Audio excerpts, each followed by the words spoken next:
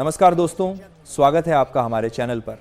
आज हम बात करने जा रहे हैं एक ऐसे भू राजनीतिक ड्रामे की जिसने पूरे दक्षिण एशिया में हलचल मचा दी है। आज का टाइटल है भारत और अफगानिस्तान एक साथ, पाकिस्तान में मचा हड़कंप। जी हां दोस्तों, 2025 के आखिरी महीनों में जो कुछ हुआ है उसने पाकिस्तान की नींद उड़ा दी है।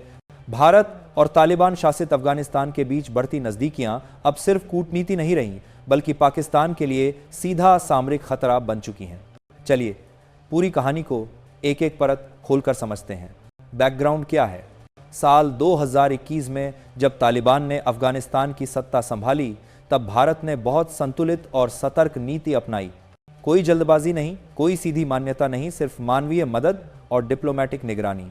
लेकिन 2025 आते आते गेम पूरी तरह बदल गया। अक्टूबर 2025 में अफगानिस्तान के विदेश मंत्री अमीर खान मुत्तकी ने नई दिल्ली का ऐतिहासिक दौरा किया। तालिबान के सत्ता में आने के बाद यह पहला बड़ा हाई लेवल इंडिया विजिट था। इस दौरे के बाद जो हुआ उसने इस्लामाबाद में भूचाल ला दिया। जॉइंट स्टेटमेंट जिसने पाकिस्तान को जला दिया। भारत और अफगानिस्तान ने एक जॉइंट स्टेटमेंट जारी किया। इसमें दो बातें सबसे ज्यादा चुभने वाली थीं। दोनों देशों ने एक दूसरे की संप्रभुता और क्षेत्रीय अखंडता का समर्थन किया। अफगानिस्तान ने जम्मू कश्मीर के पहलगाम आतंकी हमले की खुलकर निंदा की और भारत के साथ एकजुटता दिखाई। दोस्तों, यह वही अफगानिस्तान है जिसे पाकिस्तान अपना रणनीतिक पिछवाड़ा समझता रहा है और अब वही अफगानिस्तान कश्मीर पर भारत के साथ खड़ा दिख रहा है। पाकिस्तान का बौखलाया हुआ रिएक्शन। पाकिस्तान ने तुरंत अफगान राजदूत को तलब किया। इस्लामाबाद ने कहा कि जॉइंट स्टेटमेंट में कश्मीर को भारत का हिस्सा बताना यूएन रेजोल्यूशन का उल्लंघन है। इतना ही नहीं, पाकिस्तान ने मुत्तकी के उस बयान को भी खारिज कर दिया जिसमें उन्होंने कहा था कि पाकिस्तान में आतंकवाद उसका आंतरिक मामला है। यह बयान पाकिस्तान की उस कहानी पर सीधा वार था जिसमें वह हर आतंकी गतिविधि का ठीकरा पड़ोसियों पर फोड़ता है। बॉर्डर पर युद्ध जैसे हालात, अब कहानी और भी गंभीर हो जाती है। इसी दौरान पाकिस्तान और अफगानिस्तान बॉर्डर पर तनाव चरम पर पहुंच गया।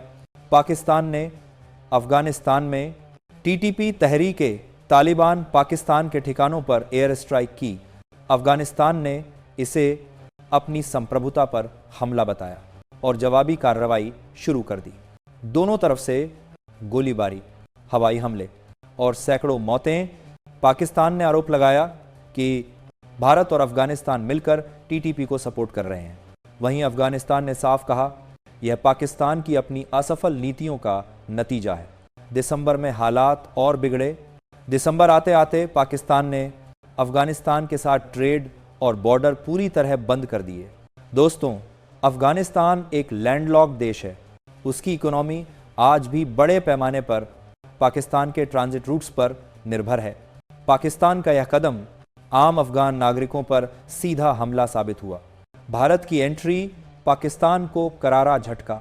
संयुक्त राष्ट्र में भारत ने पाकिस्तान की कड़ी निंदा की। भारत के प्रतिनिधि ने कहा कि पाकिस्तानी एयर स्ट्राइक में महिलाएं, बच्चे, बल्कि जमीन पर एक्शन लिया। दवाइयां, अनाज, मेडिकल सपोर्ट, मानवीय सहायता। अफगानिस्तान के स्वास्थ्य मंत्री का भारत दौरा भी प्लान किया जा रहा है। दोनों देशों के बीच एयर कार्गो सर्विस शुरू करने की तैयारी है। सबसे बड़ा झटका, भारत चाबहार पोर्ट के जरिए अफगानिस्तान को सपोर्ट कर रहा है, यानी पाकिस्तान पूरी तरह बायपास। पाकिस्तान चारों तरफ से घिरा। आज पाकिस्तान खुद को तालिबान से बिगड़े रिश्तों, भारत की बढ़ती पकड़ और अंतरराष्ट्रीय दबाव के बीच फंसा हुआ पा रहा है। पाकिस्तानी मीडिया और सेना में हड़कंप मचा हुआ है। वो कह रहे हैं भारत अफगानिस्तान को हमारे खिलाफ इस्तेमाल कर रहा है। लेकिन सच्चाई यह है कि पाकिस्तान की अपनी नीतियां ही उस पर भारी पड़ गईं। जिस तालिबान को उसने पाला, आज वही उसके लिए सबसे बड़ा सिरदर्द बन गया है। आखिरी सवाल, क्या यह दक्षिण एशिया में नई कोल्ड वॉर की शुरुआत है? भारत अफगानिस्तान की दोस्ती से पाकिस्तान कितना कमजोर होगा और क्या यह सब क्षेत्रीय स्थिरता के लिए सही है या खतरनाक? कमेंट में अपनी राय जरूर बताइए। लेट्स फॉर एक सिप। अगर वीडियो पसंद आया हो तो लाइक करें, चैनल को सब्सक्राइब करें और शेयर करना न भूलें। जय हिंद,